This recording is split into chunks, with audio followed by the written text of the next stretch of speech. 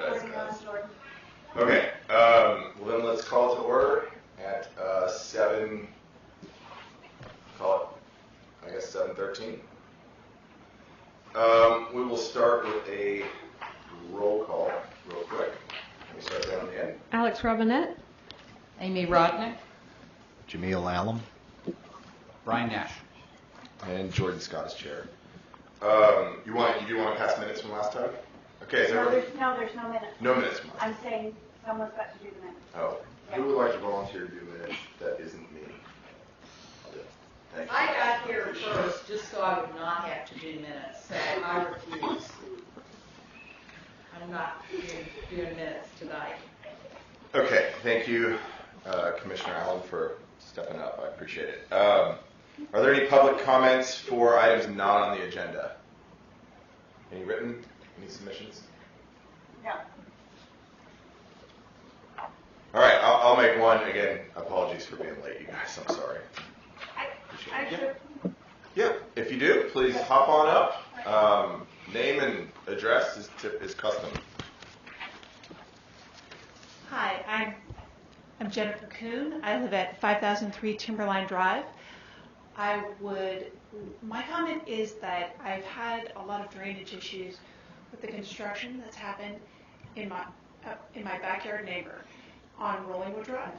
And the very first of my drainage complaints that I directed to the city was followed up with the city engineer and the contractor who came to my house, looked at the scenario. Following that, I've made several additional follow-on complaints, both by using the paper form, by calling City Hall, by calling police. No follow-up. Now, I'm in the process of conducting repairs and trying to change the landscaping and drainage pathways at my house so that my house will not flood again because of the large new house that's being built in my backyard. I think that after that my initial complaint, I have not had enough follow-up from the city to make sure that the problems have been corrected. And I think there needs to be some process by which someone from the city, either the engineer, police, somebody, continues to follow up on drainage issues after the initial complaint. I'm bringing that to your attention tonight. Thank you. I appreciate it. So your suggestion is we look into a process then by which once a complaint is filed that it is then followed up on by city staff. Is that correct? So that every complaint is followed up, somehow addressed by city staff. Okay. I appreciate your comment. Are there any other comments not from items not on the agenda? He's raising his hand. Come on up if you'd like to make a comment. Okay, we are all ages here. Most of the time we act a little bit older than 6, but not all the time. All right, hearing no other further public comments, we're going to move on to item number 3. We'll call a public hearing at 7:16 to amend the city zoning regulation related to obligations of the City of Rowanwood to provide reasonable accommodations under the Federal Fair Housing Act and the Americans with Disability Act. Public hearing is open. Are there any comments from the public on this agenda item? All right, hearing none, we will close the public hearing, and we'll say that happened at 7:17. All right, commissioners, in front of you, you guys have an ordinance and some proposed modifications to that ordinance. Have you all had a chance to read it? All right, I know we got this yesterday, so we are open to discussion. What do y'all think? Y'all want me to go through it? Yeah, Y'all want to know why we're doing it? I'm sorry. You should have been right there. That's all right. You're the chair. I'll let you read the. I'll let you. Listen, I'm hanging on for dear life tonight. So. Is this on? Is that? I don't know if it's. Is it red? Is it on? I don't know. Yeah. Okay. So my name is Charlie Zach. I'm the new city attorney. My firm is actually represents the city now in the capacity of city attorney for the city of Rollingwood. This ordinance is brought forward as a result of there had previously been a request by a sober living facility to locate within the community Charlie, could you speak up a little bit? Yeah, I don't know if this Came is, back on the plane I don't with the even know if this is session, working or so- not. Okay. So there had previously been a request by a sober living facility, and which to locate within the city of Rollingwood, and which prompted the city to look at its zoning regulations and other regulations to look at those regulations to determine whether or not they have the proper regulations in place to facilitate their obligations under the Texas Federal Fair Housing Act and the American with Disabilities Act. And also to look at their regulations with respect to policy issues associated with their obligations under those two federal statutes. Currently under the law, you cannot discriminate between individuals who have disabilities and individuals who do not have disabilities. That's been the law for a very long time. The statute, the Federal Fair Housing Act statute, says, and the case law that interprets it, the Supreme Court cases that interpret it, says that you cannot treat people in a residential district who are family members different from those who want to locate and live in a residential district if they're not related. So if you have a regulation that says that anybody who is related within a certain degree of consanguinity or affinity may live together in the home, unlimited, then you also have to allow, and you prohibit those who are unrelated in some manner. You have to give a reasonable accommodation to those folks who are unrelated to have the same rights as those who are related. Does that make sense? Mm-hmm. Your current regulations provide that if you are related within a family member who is related, you can have unlimited numbers of people living in the same home. So if you wanted to have grandmas and grandpas and aunts and uncles and cousins and brothers and sisters and 7 second cousins all living under the same roof, no matter the number, that's authorized under your current zoning regulations. However, you prohibit more than 3 unrelated people from living under the same roof. So we took a look at that and we said, that's a problem under the Fair Housing Act. So we have come back with a draft of a change to your regulation that discusses how many people may live under the same roof in a residential district regardless of affiliation of relations. Does that make sense? Mm-hmm. And so the ordinance that was on the dais is the most recently revised ordinance. So my understanding looking at this is that instead of going by number of, people who are unrelated, we're looking at how many people per square foot. There's a variety of different ways of looking at it. Okay. So there's a bunch of different definitions, but the bulk of the substantive changes. If you'll go to the 3rd page, where it starts at subsection B, notice the limitation. Residence in a dwelling by 3 or more persons unrelated to each other by blood, marriage, or adoption is prohibited under your current regulations. We have stricken that. Then if we go down to subsection C, we have revised it to state that, as used in this section, resident and residence shall mean a person or persons who primarily lives, sleeps, and maintains possessions in the dwelling or for which rent is paid for the person's use or occupancy, whether pursuant to a lease agreement, month-to-month tenancy, or other agreement. Then D is a completely new section. It states, the number of residents may not exceed the lowest number of residents derived from the following with any resulting fraction for the number of residents being rounded down. So there's a number of ways to calculate how many people would be allowed to reside as a resident in a dwelling, which is a home in your residential district. The first way we would do the calculation is the total gross square footage of air-conditioned space in the dwelling divided by 300 square feet. So if you had a house that was 1,800 square feet, you could have no more than 6 people. Correct. Okay. Unless the number of areas in the dwelling intended as sleeping quarters meeting the requirements of a minimum room areas as defined by the most recent International Residential Code adopted by the city and having at least one closet multiplied by 2. So if you had if you only had 2 bedrooms in that 18 square hundred foot, then it would be 2 times 2, so the maximum you could have would be 4. And so when you go through this list, you're going to have to meet the minimum number obtained from each of these categories. Correct. The lesser of, yeah. Right. So, yes. Whatever number is lowest is the one you have to abide by. Yeah. So the second calculation is the number of bathrooms multiplied by 6. And then number 4 is a maximum of residents. That number has been left blank because that number needs to be debated by this body as a policy decision based on what is the number of folks that, based on the residential character and your community and all the characteristics that you know about your community, what is the maximum number of people that should be living in a home in a residential area in the city of Rollingwood?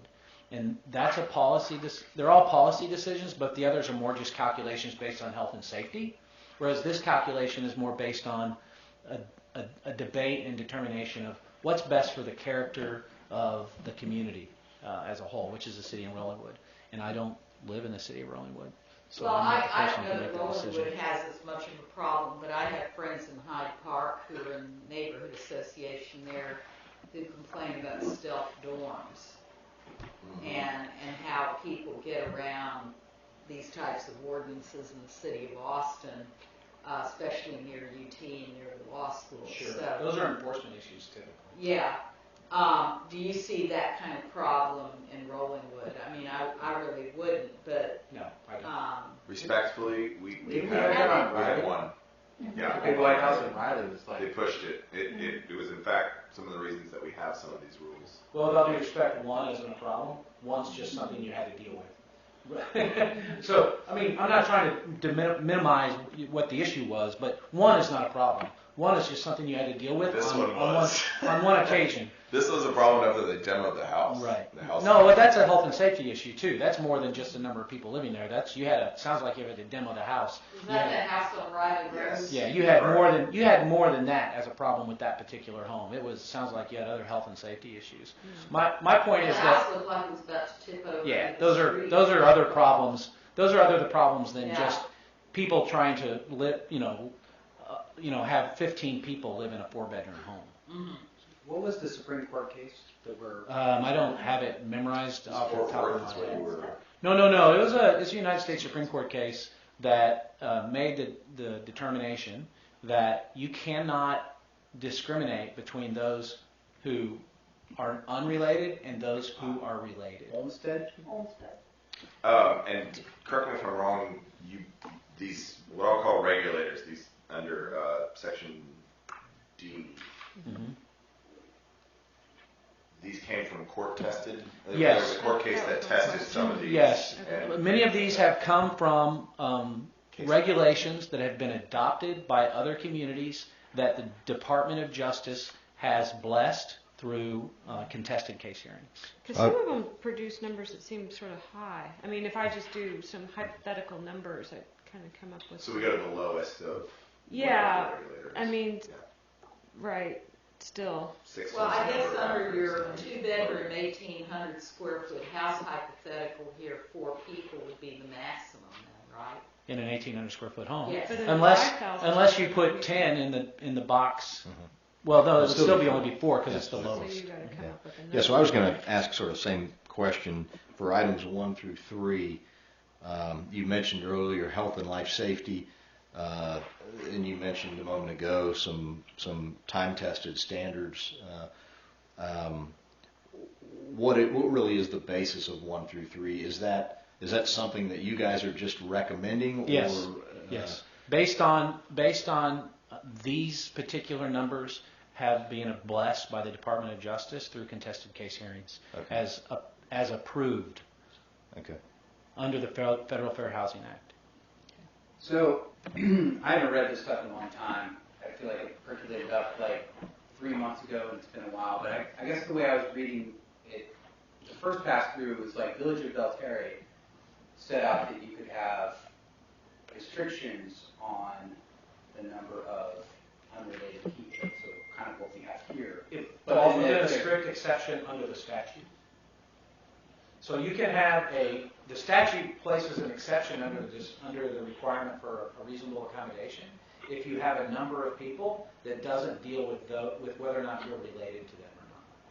So if you have a number that is a minimum number of people that are allowed to reside in a residential dwelling, and it has nothing to do with whether or not they are related by blood or marriage, then that number is acceptable and is acceptable, and you are not entitled to a reasonable accommodation under that number because you're treating everybody the same.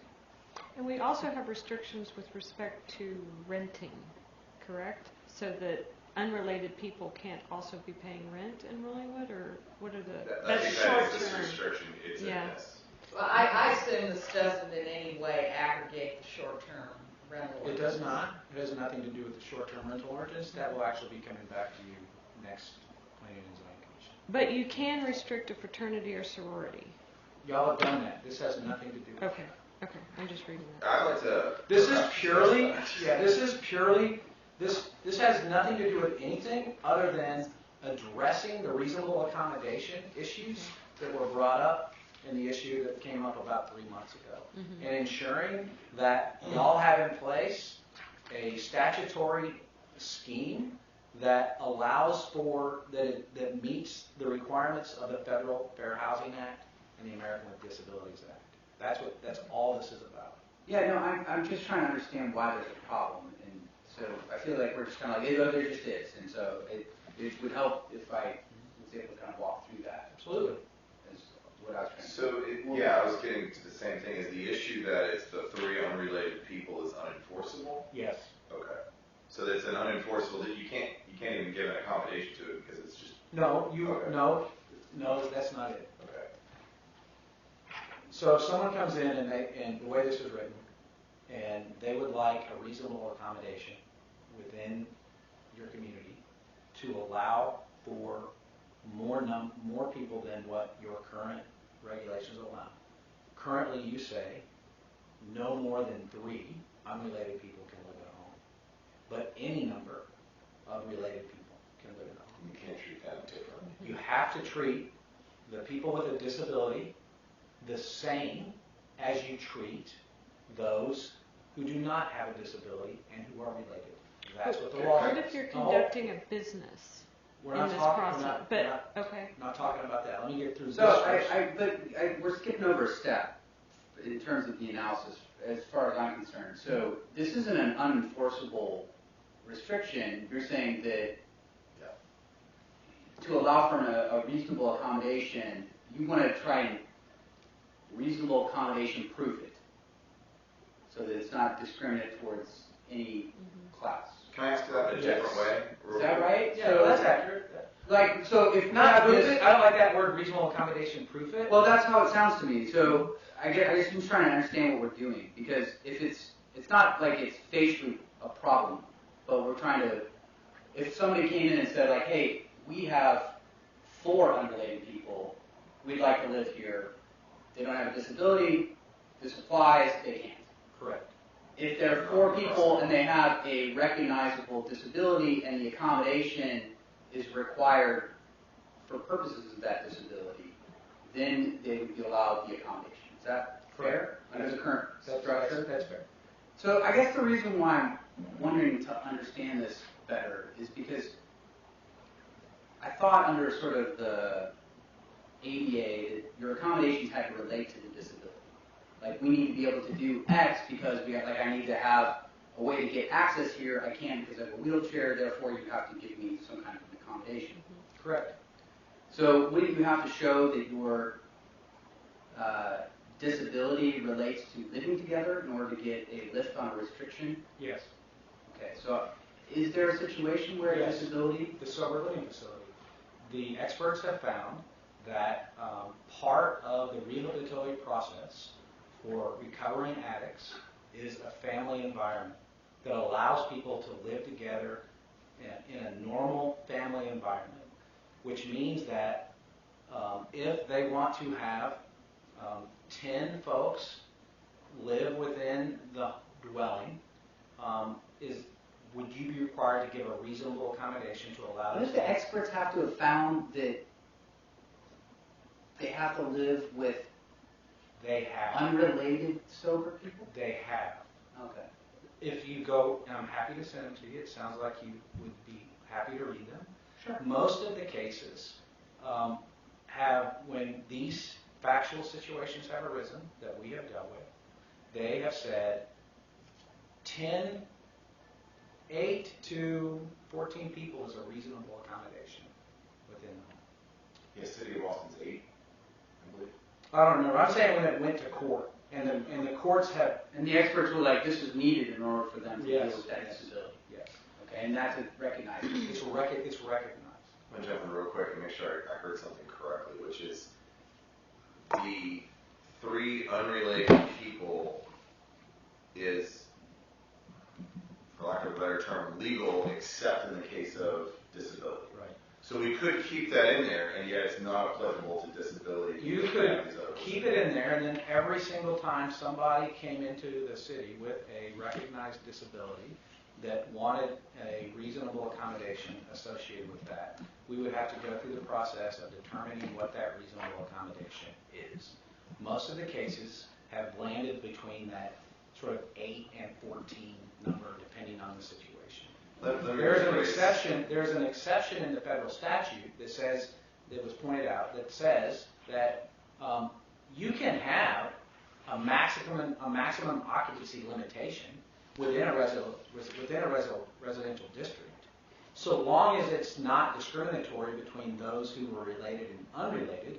You can apply that across the board, and you're not entitled to a reasonable accommodation because you're being accommodated in the same way as you're being treated the same as everybody else. And so this ordinance is an attempt to treat everybody the same as required by federal law, so that when somebody comes in who needs a reasonable accommodation under the statute, we can tell them Under the disability statute, Yes. we can tell them here are our regulations. This is what's allowed. If you fall within any of this minimum numbers based on the structure that the dwelling you want to live in, you can do it. Otherwise, you cannot. So, a quick question, quick answer. Mm-hmm. Can we keep residents in a dwelling, 3 or more persons unrelated, as one of our 1, 2, 3, 4 different, so at 5th regulator, meaning you get the minimum of 3 residents who are unrelated, bathrooms, gross square feet, sleeping quarters, maximum number of residents, and if someone came in with a disability accommodation request, that one regulator does not apply, because it's not, it legally can't apply, and yet it could if someone wasn't making I think if we did that, isn't it a distinction without a difference? How so? Because these are either or. You can apply any of the 4 Correct. to get whichever number works out But best. these work, guys, this works, but one second, I have floor. Thank you. I just want to know whether or not these apply to only in the case of disability or in all cases, correct? No, all cases. All cases, correct. So in all cases, you can apply that, but you're not allowed to apply it in cases of disability. That regulator is applicable. It's not illegal. It can be applied, just not in a case of disability. Correct. So if someone comes in and then, this is the code. This regulates how many people, regardless of their ability, get to live in a house. Does this make sense? Mm-hmm. So then if someone comes in and asks for an accommodation, we are not allowed to apply, under the Disability Act, you're not allowed to apply the unrelated to that So particular there's no case. restrictions. What do you mean no? Okay, now I'm lost. I get what you're saying. It's like we could keep it in there, but add these other You can't. additional. Okay. Is that right? That's what I was trying to tell you. That's what I'm trying to, yeah. That's what I was trying to tell you. Number two Because if you say that any number of unrelated people can live in a home, But let's say we put 10 as the maximum. Number 4 fills in as 10. Mhm. We have the lower of 1, 2, 3, 4. All I'm proposing is, or 5. It's the lower. So let me say you have 3 unrelated people, but you only have 1,800 square feet. that's what this does. I thought you were saying, can we leave in the 3 unrelated? You were saying The- move it Yeah. to Move the it. next section. Well, wait, Is that what wait, you were you saying? have this last section right here with the blank in it. Mhm. Can you put the number 3 in there? Yes, in my house. Again, Well, that would be, I'm just struggling to get over why we have to cross out the. Can I take a unrelated. stab? Yeah, please. I don't know Can I why take a we step? have to have a number 3, What I think, unrelated. if I'm hearing you correctly, what is currently shown as B2 Yes. violates the FHA. it doesn't violate the FHA. It obligates. It doesn't violate the FHA. It means that if somebody comes in with a disability, they are entitled to a reasonable accommodation from that requirement, which Now- is a little different than it violates the FHA. Okay, so I thought let me just follow on. I thought what I heard at the outset was, and maybe I missed this, that I thought you had to be consistent between the number of persons related versus unrelated. But I think what you're saying is you have to be consistent between related persons and those with disabilities. Yes, I thought that I said that. So if I didn't, I apologize. So the law requires you to treat those in certain circumstances, not all circumstances, but in certain circumstances, those who are related the same as those who are unrelated when their disability necessitates that accommodation. Okay, pause there. Let's give you 2 cases. Case 1, 4 unrelated fraternity brothers want to come in and rent a house. Under our current code, they would not be allowed to do that. Well, they wouldn't be allowed to do it because you prohibit fraternities. Okay, They- 4 unrelated males want to live in a house. Forget the fraternity, sorry. 4 unrelated males want to live in a house. 4 unrelated people want to live in a house. Currently, they're not allowed to. Under this, they would, their relation no longer matters. It Correct. comes down to these other issues. Correct. 2, under current code, okay, second case, 4 people who need an accommodation, people who have an ability that require an accommodation come in. That, under our current code, we can't apply anything to that. There's no reasonable accommodation to make because they're not being treated the same as other people. Is that correct? Could you say it? Okay, so I guess the part I'm confused on is we go to, I would propose this. Let me jump to the case. I would propose under D that we continue to keep the 3 or more unrelated people, and yet it is not applicable when somebody comes in and asks for an accommodation. Is that correct? Like it's no longer the lowest one, is what I'm saying.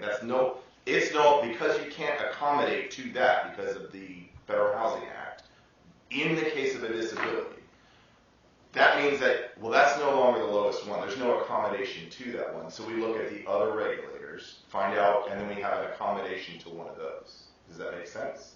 I know what you're asking. And so my concern here is if we put a maximum number of 10 residents of anything, we are recommending to council, and I'm actually fine, if you want to treat everybody the same, I believe in that just generally. I know there are people who have a strong feeling towards having unrelated people within the same house. I don't, I'll be honest, but I know that there are people in this community who do have that. So the question becomes, is there a means by which to maintain that, and it would just be the lowest number, and yet when somebody with a disability comes in, there are other regulators that we can legally give an accommodation to. Whereas in our current code, there's no other regulator that we can legally give any accommodation to. Does this make sense what I'm It saying? makes sense, but you can't do it. Okay. I don't think I need an explanation why I'm What it I can't be actually, you here. can do it, but you can do it, but it doesn't matter. If you kept in your no residents in a dwelling by 3 or more persons unrelated to each other by blood, marriage, or adoption, and then also said the number of unrelated people may not exceed the lowest number of this, you still have a situation where 50 people, I'm making stuff up, I'm being extreme, but Yeah. 50 unrelated people could live in the home. So if I represented an individual with a disability, I would say you're allowing 50 unrelated people to live in your community, and you're saying the 50 that are, you're allowing 50 related people to live in a home. No, you can't, because we have these other, if we pass these other regulations, I need you to move forward and say, as if we have passed these other 4. We put in a minimum. I'll give you a minimum of 10, right? So you can't have 50. We've said the lowest is 10, right? The maximum number of residents is 10. We've also said if they're unrelated, it's 3. That means if you have 4 unrelated individuals and they come to this, we look at the code, we say the lowest, sorry, you guys related? Oh, nobody's related? The most you can have are 3. It doesn't matter about 10. It doesn't matter the number of bathrooms you have. None of the rest of that matters. The regulating clause on that is that you are unrelated, you get 3. Now people come in with a request for a reasonable accommodation. And they say, you're not allowed to treat related versus unrelated any different. And it's still in here, along with these other 4 regulators, all right, that we put in.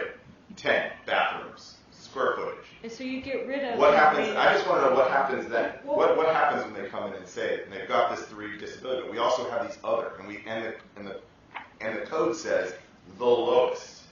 In my mind, it's well, if that's not applicable, you go to the next highest one and accommodate on that. Does that make sense, or is that not legal? No, I don't know. I mean, you're throwing this at me for the very first time Yeah. right now. Yeah. I'm not going to give you a legal opinion, without evaluating. But let me see if I can understand what you're wanting to do, Okay. so that if I need to come back, I will. I think I get it. What I'm trying to understand is, under our current related, non-related ordinance, you could have a family of 5 that rents out 2 rooms to 2 more unrelated people. Right. And you would have 7 people in that house, but if they rented out a room to a 3rd unrelated person, they would be violating the ordinance, correct? So it really doesn't regulate the number of people in a house, Correct. because you could have a family of 8 kids and they decide to rent 2 rooms to 2 unrelated people, and you could have 12 people living in that house. Yes. Correct. Okay, Under the current code. under the current. If we were to adopt one or all of these other proposed regulations, then we would go to the lowest of the ones that we recommend, or the ones that are passed by City Council, would be the regulation. I'm almost imposing, and there's like a, I wouldn't say intentionally defective, but it's the best word. We know it's defective in some cases. It's not defective in all cases, but it's defective in a case of a disability accommodation request. And if it's known defective, what happens? Do they go, oh, sorry, that regulator is defective, therefore we can have as many people as we want? Or is it that regulation is not allowed by the FHA, so it is discarded and we look at the next of the 4? And you're right, we don't need a legal opinion on it. Our task here tonight is to make a recommendation to council. And our recommendation, as this stands, is to get rid of the total number of people. My recommendation would be to actually explore whether or not that's allowed to be kept in. I think I understood, and we met earlier before, I understood that was not allowed at all. Like, you just can't regulate by non-related people. That's not necessarily the case, so I misunderstood it if I think I'm correct. What I'm understanding now is you can regulate by that, not in the case of anybody asking for a disability accommodation. So I'm curious to know what happens if we were to keep that one in, and in all cases of unrelated people, you get 3 unrelated individuals. Right, but it doesn't really regulate the maximum number of That's the people number in we a fill residence. in. If Just we you have, can't add 2 unrelated. but if you only had 1 bathroom, then you might have, you get Right, you 6. still go down to the minimum. Yeah, Yeah. it goes down to the minimum. Yeah, I see what you're saying, and I mean, I'm okay with what you're proposing if our attorney is. Yeah, I don't fully understand what you're proposing. Yeah, let me, again, I think what you're saying, Jordan, is just copy and paste what is currently B2 Make it number 5. and make it number 5. And And it- D5. D5. That's as simple as. Yeah. And just take that other sentence out. I don't think it'll work, but I'll look at it. Because the reason why, what you're saying is that if all you're doing is copying and pasting Well, Yeah, you may be a little bit B2 more down to, specific. so you're saying that it would still be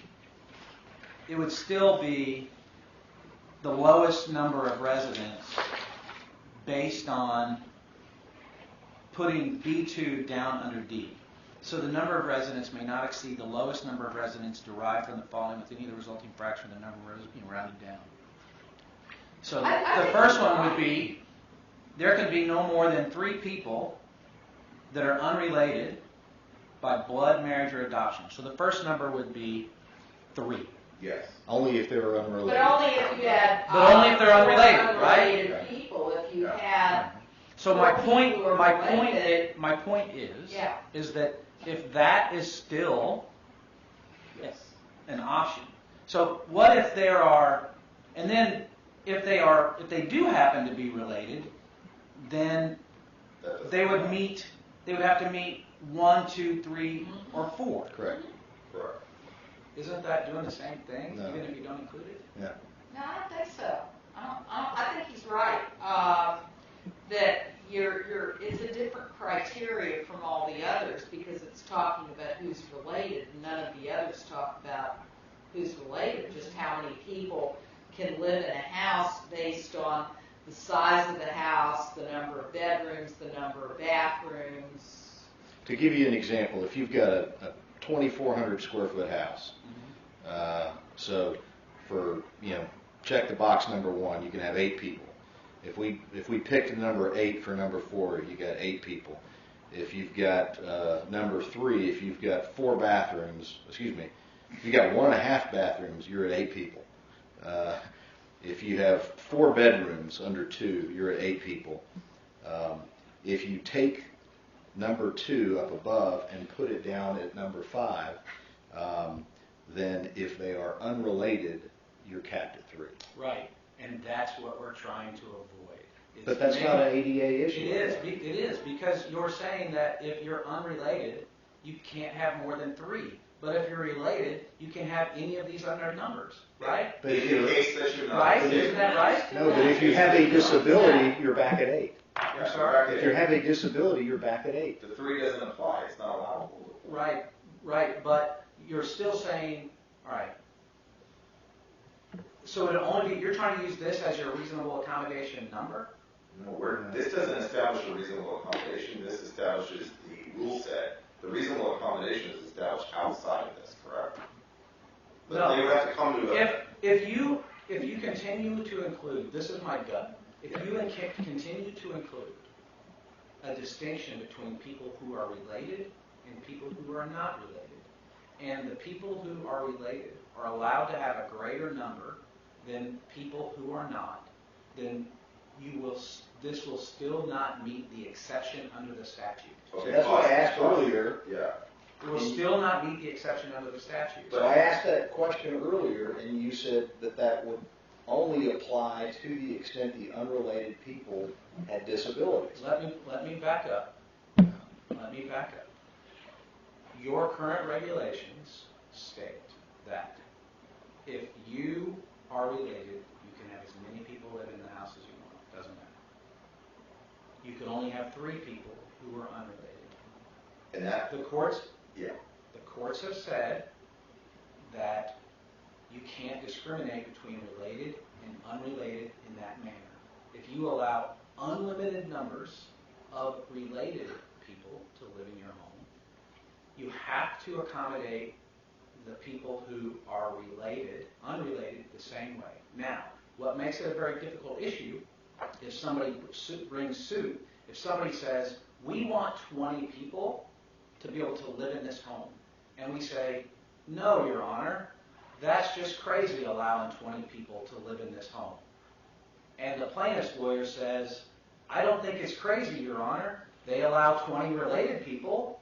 Pause. They're trying to discriminate between We're related not people. allowing 20 related. I know that's an example. No, But you do, under your current But regulations. get rid of, assume we're changing the current regulation tonight. Assume that we're going to make a recommendation. I think we're all on board that we're clear that the old regulation isn't going to work. We're good on that. And you're clear that we're clear? No, because he misunderstood. No. He's proposing it as a new set of regulations. He's including it in a new set. I asked a clarifying question earlier. Are we violating I don't know if it's FHA, ADA, or some other statute, if we establish different standards for related versus unrelated? You are. Or are we violating it if we establish different standards for those that need accommodations versus related people? So I got yelled at early in this meeting for interrupting somebody. Yeah. I've been up here and interrupted like 5 times. So let's try to apply the same, requests to each other. Let me finish what I'm saying. Y'all get your questions ready, and then I will try to answer them. Okay. The law says that if you have a regulation that says we allow unlimited number, or 10, or 15, or 20, or whatever that number happens to be, who are related to live in the same home, but you otherwise limit those who are unrelated, that's going to be a violation of the Federal Fair Housing Act, so you have to give a reasonable accommodation for that. All right? It's a nuanced argument to say that it's a violation of the Federal Fair Housing Act outright, because it's not. You just have to give a reasonable accommodation. It's not a violation of the act. You just have to give a reasonable accommodation. Okay? There is a provision in the statute that says that you can actually limit the total number of people, regardless of whether they are related or unrelated, in your ordinance, and that you don't have to give a reasonable accommodation for that because your statute actually treats everybody the same. So there's no need for a reasonable accommodation. If we have a provision, my concern is, based on what's being discussed, and I'll take a closer look at it, if we have a provision that says that 3 or more related people is the total number of people who can be in here, but you can have any number of unrelated people, and then say in here, but this is the number of unrelated people that are authorized. In other words, that's the cap of unrelated people. The argument by the plaintiff will still be, Your Honor, you can still have any number of unrelated. This is not a reasonable accommodation based on the fact that you can have any number of unrelated. Now, if instead what's being proposed is that we include the 3 number of unrelated down below, right?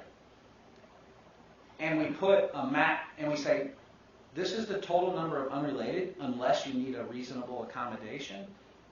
And then the total number of people who are related has to also fit in that D2. I think I'm okay with that. In other words, we move B2 that says residence in a dwelling by 3 or more persons unrelated by either by blood, marriage, or adoption is now in D2.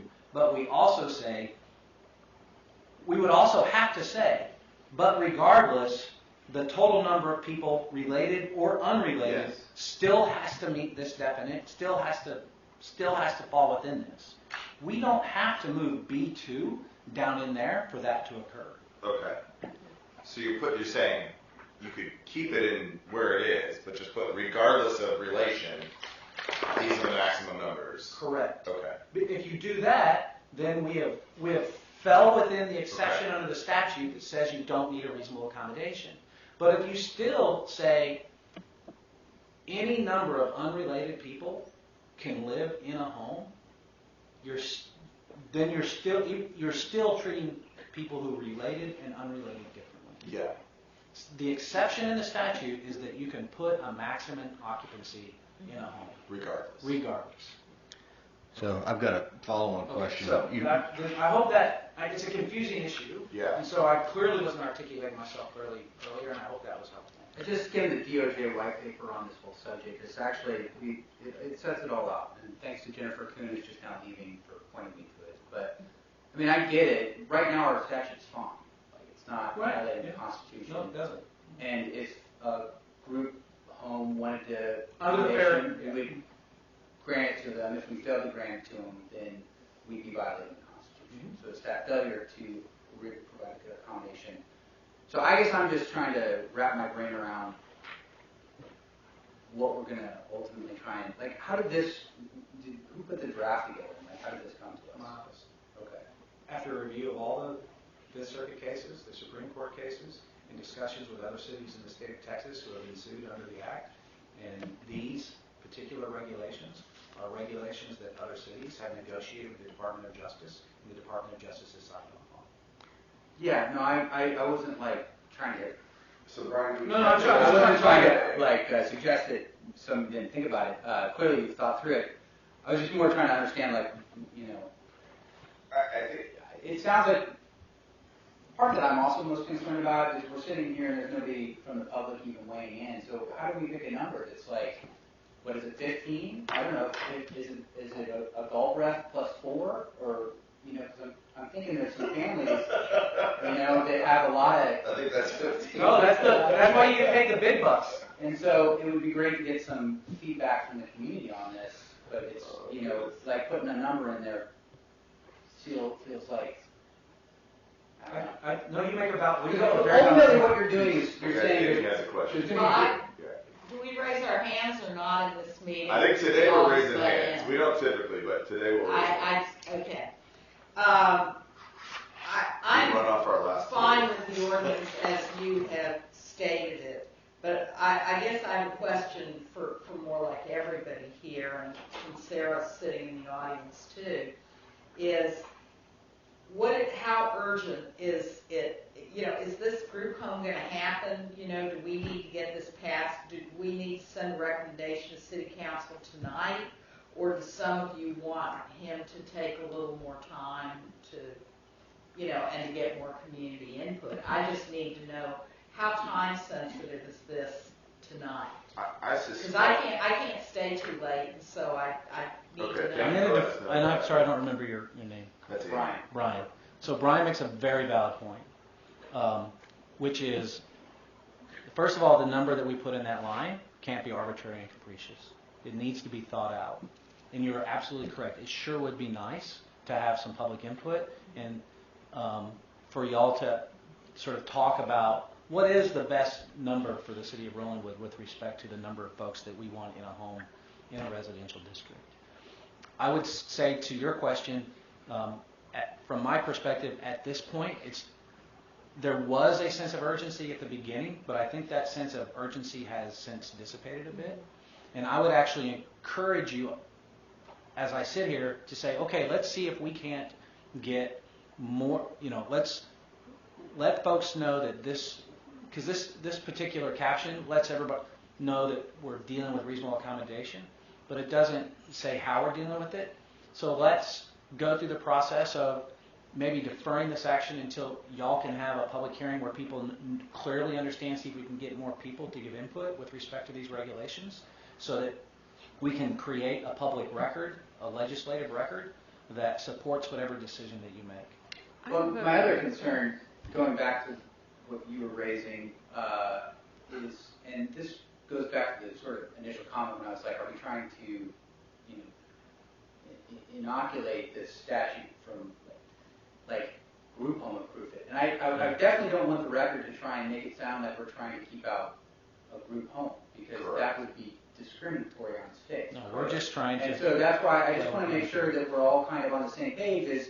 It's less about us wanting, and that's why I'm also asking, where does this come from?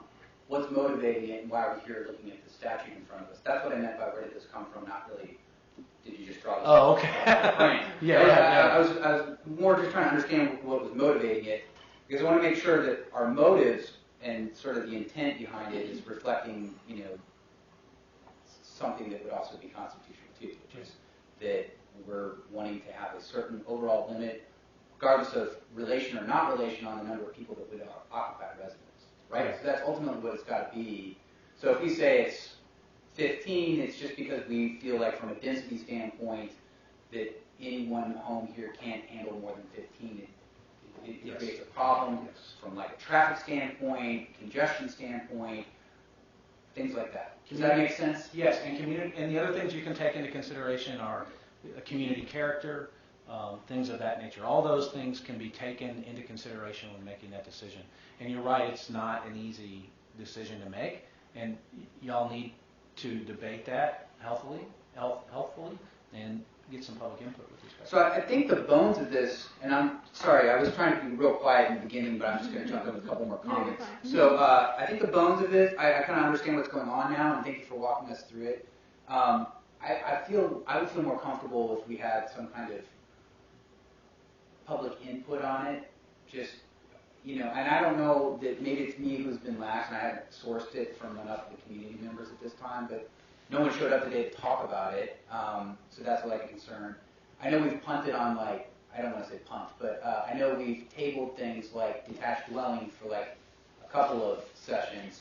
I'm wondering if we could just we don't have one in July, right? We don't. August 7th is our So August 7th would be the next one, and I wonder if that would give us enough opportunity to just have another pass through in case the community wants to kind of comment on what. Because ultimately, the most important number, I think, is number 4, which is the maximum number of residents.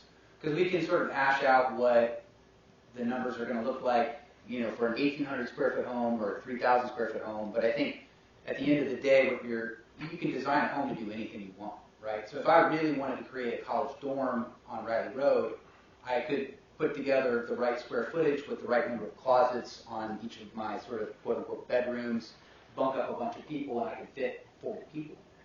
Wouldn't be a problem. So what we really need to do is think about that last number. To me, that's the overarching. That's the overarching one.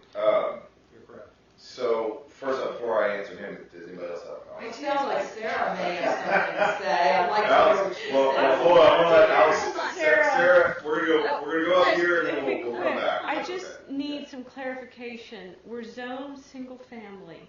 How are we allowing for-profit businesses to come in? What are the rules regarding that? Can I table that for 1 second to respond back to Yes. Brian? We'll come right back to Yeah, that. yeah, Is that yeah. okay? Okay. So it's rules about for-profit in single family and residential. Yeah. Okay? Well, Brian, are you comfortable? We make recommendations, not policy. So our recommendation to council should be, we can't make a recommendation on number 4. We feel it's the most powerful and that should be addressed through more public input. And that we didn't receive any, and we suggest council do more. Would you be fine saying, we're comfortable with the rest of these? Number 4 is the most important, and y'all really need to chat it out and get public input. Or do you want it to hold here first? Yeah, so if you were asking me my preference, it would be to source input at the committee level first, just to see if we can get any. Only because I feel like that's sort of our responsibility is to try and get everything sort of sourced from the community and then send it up to city council, in which case they can debate whether or not what we put together is correct or not. And then other community members usually jump in at that point too. But Yeah, we had more comments on Airstreams in the front yard than on this one. I know, right? It's funny. Like, this seems to be like an issue. Well, this is the other thing was what's motivating this is Yeah. because it seems like it's crickets in here now. Yeah, because It's also because a the urgency special is, time. Like, Yeah, I don't think it's our regular Well, meeting. and it's also special. the middle Dead of of summer. Yeah. Right, sir. and the urgency has disappeared. Yeah. Because the group that was looking to purchase the home, that fell through. And so we haven't heard anything from that group since that time. It's my understanding, I wasn't here, but it's my understanding when that group was actively under negotiations to acquire that property, it was very urgent. And so that urgency has dissipated because my understanding is the property that they were looking to purchase has actually been purchased by somebody else, is no longer on the market. And so that urgency has slipped. Well, and if anything, that actually gives me a little bit more comfort in us taking up the issue. Yeah. Because if it were not the case and it was like, let's rush something out, it would definitely seem to me to be a reaction to that effort, in which case I feel really like that makes things suspect. So this seems like a decent time to be taking it up since there isn't anything overarching or hanging over us in terms of like a group of unrelated people wanting to move in here. So I think it makes sense that we take a look at this. I just don't know if we've got the community engaged at this time. Real quick, we're going to pause, Sarah. We're going to answer Alex's question, if you don't mind taking that on. And then, Sarah, you're up next. Yeah, I got a Sound question, good? too. All right. And then you move on to that. Okay. Okay, so what's the question? I'm just trying to understand what the rules are regarding for-profit businesses in a single-family district or zone. Do you have homes in your community that are rented out to other people? Oh. Yeah, Okay. I suppose so. So that's, And you can have There- a for-profit business with certain Well, restrictions and. Well, my point was simply that the only thing that this group was doing Yeah, was they're going to be renters. buying a home Yeah. and renting it to other people, yeah, which is a regular occurrence in Yeah. a residential district. gotcha. Well, so now I have two questions. Go ahead. Sarah Hudson, 2805 Broadway. My first comment was going to be related to the home that we did have here with the problem, why the three people, unrelated people, came into in the first place. The problem that we had with that home was largely around parking and the number of vehicles. And that there were so many people living in that house and so many cars parked in front of all the neighbors' houses that was what caused the problem, and that's why we came up with the three unrelated people limit in the first place. So, I'm sorry, just, this was the Riley home? It was. Okay. Yeah, when this was originally put into the ordinance. My other comment is the way this is presented at this point now, it's eliminating the unrelated and putting a limit on the number of people you can have in any house, which is fine, but we also have to think about that from how many family members also would you want to limit to, which there is a reasonable limit there also, except that most of the time with a family, you have kids, so the little ones don't have a car, so there's different issues with family members and the limits than there are with unrelated people. The other comment that is kind of unrelated to what brought this forward, but which sadly is related to our whole detached structure saga that we had going on for a really long time. Madam, And all right. I'm just saying, there is an incident right across the street from me where what we have under here, under B, what's now B3, but would be B2, where it says occupancy of a dwelling that has been subdivided into 2 or more living areas with separate kitchen, bathrooms, whatever, that's not allowed. But this is talking about a house that's been subdivided. We also have situations where we have people building separate living units on their property. So it's not being subdivided, it's being separately built as a separate living unit. Is that a building code issue or a zoning issue? I can't answer that. Okay. All I can say is that we have, separate ingress and egress. If you've got a separate building that is not separate because it's got a breezeway, which we say makes it attached, so it's all one building, and it hasn't been subdivided because it was built that way, and then you just put the little attachment between the two, but there's separate structures with the little attachment, and you have 2 separate dwellings. This doesn't seem to address that, but that's an issue that needs to be considered in all this as well. Let address it indirectly, because it would still be included in any of the calculations associated. It's still one dwelling for calculation purposes. You can't have 2 dwellings in Rollingwood. Now, they may put another kitchen, more rooms, a whole east wing. It's still one dwelling. Yeah, I actually. Well, except, so read B3. Even if it was Read two B3. dwellings, it would still be. No, read B3. B3 What, 2, 3, whatever, it's now 3, would be 2. is Says prohibited to occupy a dwelling that has been subdivided into 2 more separate living areas. Oh, that's existing regulations, right? Right. Yeah, I think actually. so your concern is this code conflicts with the other code. Well, I'm saying that there's nothing in the code now that prevents what's across the street from you. Because they didn't subdivide it, they just have built 2 separate living units. I'm not lost. I actually Well, think they built a for- garage, right, and then they built above it? city attorney. Is that, but that garage serves just the whole complex, is that right? Or is I it don't two want garages? to get into a discussion of a specific Yeah. incident because Right. those folks don't have notice that that's going to be discussed. so I Right, can't speak. but it's a scenario that's happening because of our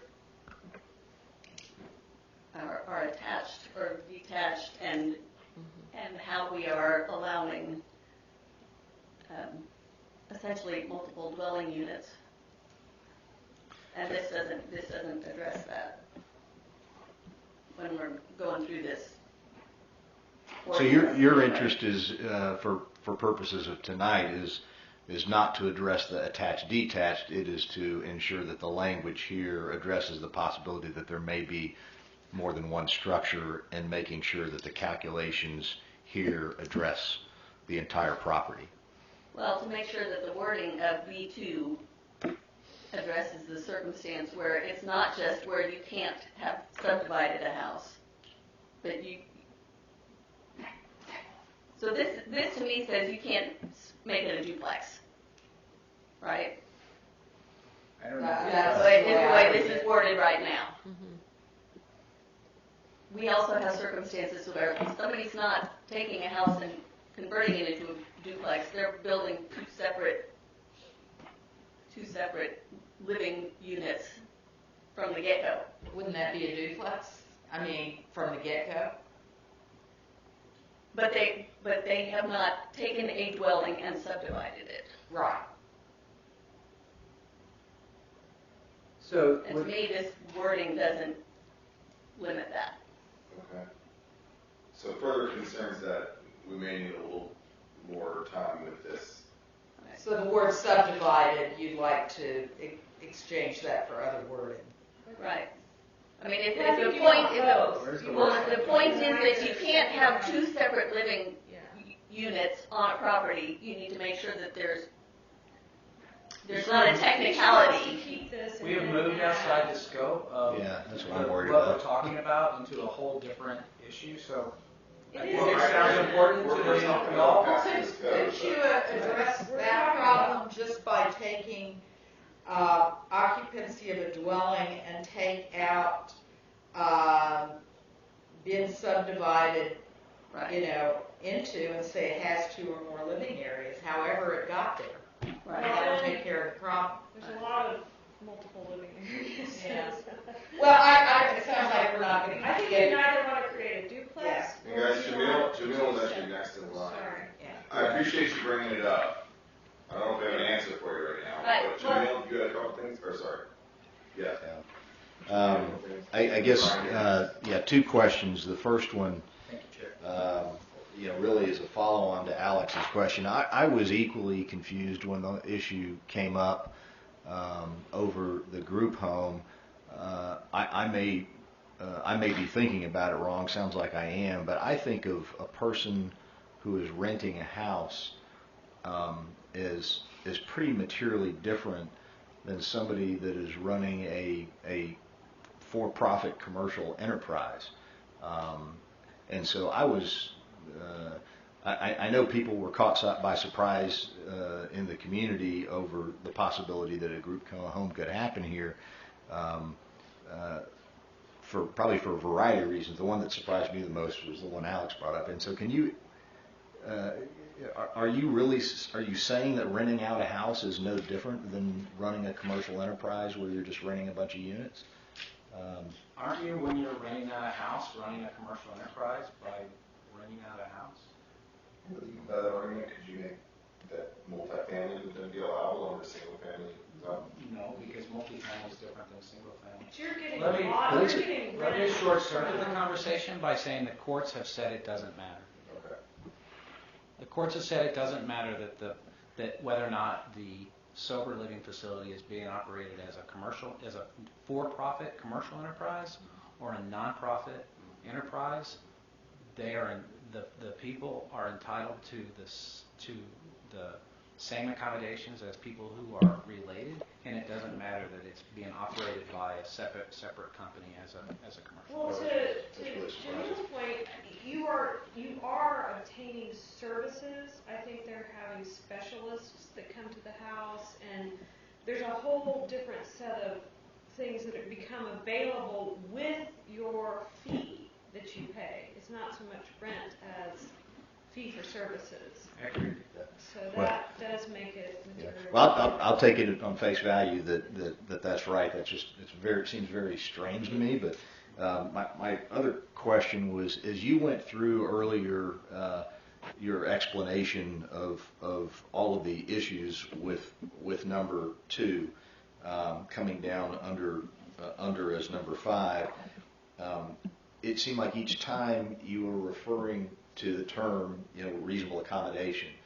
And are you saying that if there are 7 related people living in a house, and that's allowed under our code, and if there are 7 unrelated people that want to live in a house, that in and of itself is a reasonable accommodation, or do one or more of those 7 people have to have a disability to warrant a reasonable accommodation? So the Act has a list of exceptions that are provided that say that you don't have to provide a reasonable accommodation under these factual circumstances.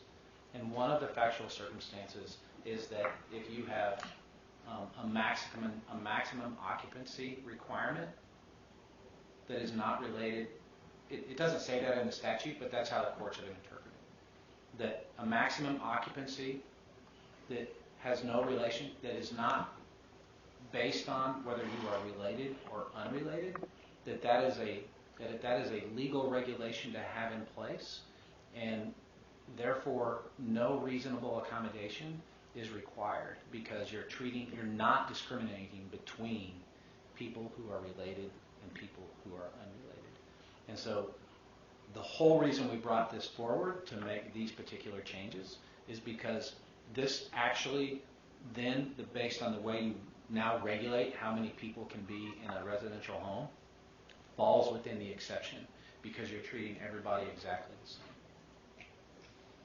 Did that make sense? So said differently, I'm sure it did make sense, but said differently, if our maximum number of related is 8, if you have 7 unrelated, sorry, keep going. If our maximum was 8, but if we kept in this 3-person max unrelated, you're saying that that 8 unrelated people could claim the need for an accommodation, a reasonable accommodation, even if none of them had a disability. Correct. Okay. No, not if they had a disability. But if they did have a disability, they could claim that they're entitled to have the same number as related people. So if you had a cap of 8 for related people and a cap of 3 unrelated, and someone had a disability that entitled to them, they would be entitled to the 8. Hallelujah. That was the question I was asking. You nailed it right there. So they would come in and say, we get to be treated just like everyone else. Yes. Okay. But our current code doesn't have we get to be treated just like everyone else. It's not even in there. So we're in a situation where someone comes and asks for an accommodation. My understanding is they can say, and we think 20 is reasonable, and you don't have a limit. So we think 20 is reasonable, and we have no standing within which to say 20 is ridiculous, because there's nothing in our code that says what we feel is for regardless of relation or unrelation. We don't have that. Which is what they were asking for. We need the definition of unreasonable. Yeah. Guys, it's a quick time check. It's 8:23. You have to go. I have to go. Okay. Do we, Brian, do you have something else or do you have a motion? I think under the D provision, we're missing some wording, because it says the number of residents, shouldn't it say in something? Like the number of residents in a dwelling? This was, Oh, sure, we can add that. well, I think otherwise, you're not really, you're saying the number of residents in Rollingwood or something. I'm not sure what that, I think you need something in there. Well, okay, yeah. Because it's like the number of residents may not exceed the lowest number of residents derived. I only realized this after Sarah had heard much appreciated comments, and I was reading through and I was like, oh yeah, this needs to say number of residents in dwelling, or the number of residents in a single family lot, or number of residences somewhere. Sure. Otherwise, we're kind of Absolutely. not implementing a restriction on it. Yeah, you're right. Before, no more than 10. Well, I mean, I would say that the courts would enforce this the way it was intended. But Well, but it the would language, make but the the vagueness. language is a good Especially if, good idea. as Sarah pointed out, are we talking about a dwelling? Are we talking about dwelling plus accessory building? Are we talking about all things on the property? So I think thought needs to be put into that. Absolutely. Commission, guys, it's about 8:30. I'm going to move to table this to the next meeting, because I think that it would behoove us to get a little bit more community input, whether we're sourcing that on our own by speaking with the community, or hopefully we can get some advertisement out there and each of us individually encourage people to show up at the next meeting. So, We'll try. I will not be here. That's my birthday. Sorry. Okay. There's a motion on the table. Is there a second? Second. All right, we have a motion and a second. Any further discussion on the motion to table?